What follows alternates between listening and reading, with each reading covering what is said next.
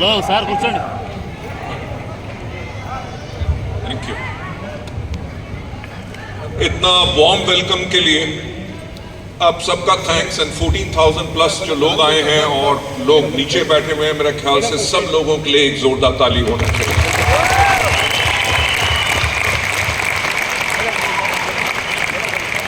Ladies and gentleman, मैं फिर से थैंक्स कहना चाहूंगा. आपने जो रिस्पेक्ट और प्यार मुझे दिया, पर मैं एक बात और साफ क्लियर करना चाहूंगा, मैं कोई भगवान नहीं हूं, राइट? और लोग मुझे इतनी रिस्पेक्ट दें, मुझे वो भी अच्छा नहीं लगता. क्यों? क्योंकि मैं एक ऑर्डिनरी इंसान हूं.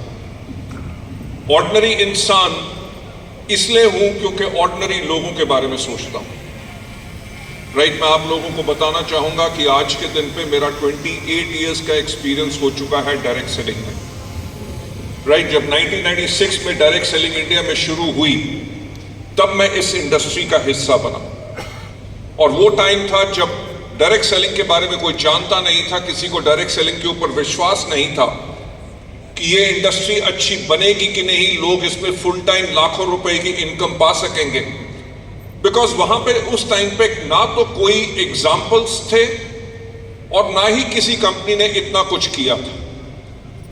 सो 1996 से लेके 2004 तक मैं कम से कम 3 डिफरेंट कंपनीज के अंदर एज अ मैनेजमेंट मैंने काम किया. और मैं आप लोगों को बताना चाहूंगा, जो मैंने काम किया, मैंने हमेशा काम किया ग्रास रूट लेवल पे. आप विश्वास नहीं करेंगे कि लाखों लाखों लोगों को मैंने खुद प्लान शो किया है. हजारों बारी प्रोडक्ट डेमोन्स्ट्रेशंस मैंने स्टेज पे की है, हजारों होम मीटिंग्स मैंने खुद की है. इतना क्लोज होने के साथ मुझे एक चीज की समझ थी कि इस इंडस्ट्री में लोगों को क्या चाहिए और किस तरह की कंपनी होनी चाहिए, यह मुझे ज्ञान हो गया था.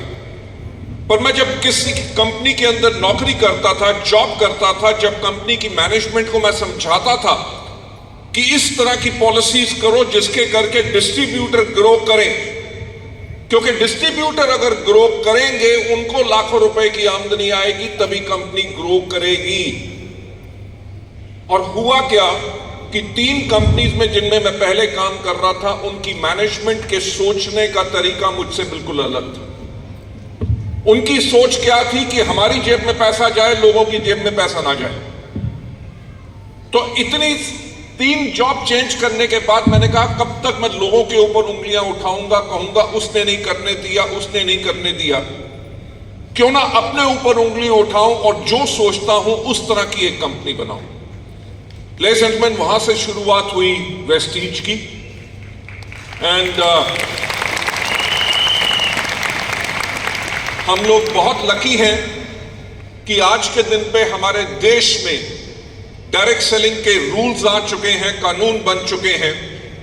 अब ये इंडस्ट्री बिल्कुल प्रोटेक्टेड इंडस्ट्री है, क्योंकि पहले ब्यूरोक्रेसी को भी इसका समझ नहीं आता था.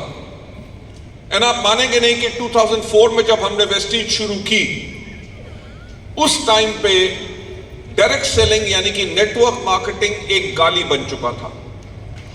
लोग सोचते थे कि ये वो बिजनेस है जिसके अंदर सब वही लोग काम करते हैं जो दूसरों को धोखा देते हैं. तो हमने कहा कि एक ऐसी हम कंपनी बनाएं जिसकी सबसे पहला संस्कार हो ईमानदारी.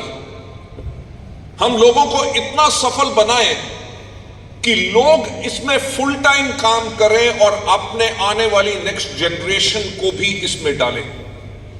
वहीं से शुरुआत हुई वेस्टीज की.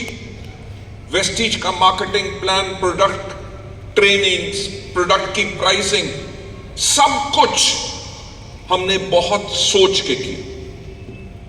उसी का आज नतीजा है कि वेस्टीज ना ही सिर्फ इंडिया में number 1 Indian direct selling company है, बल्कि वर्ल्ड की टॉप 100 कंपनीज में हमारा 30th है.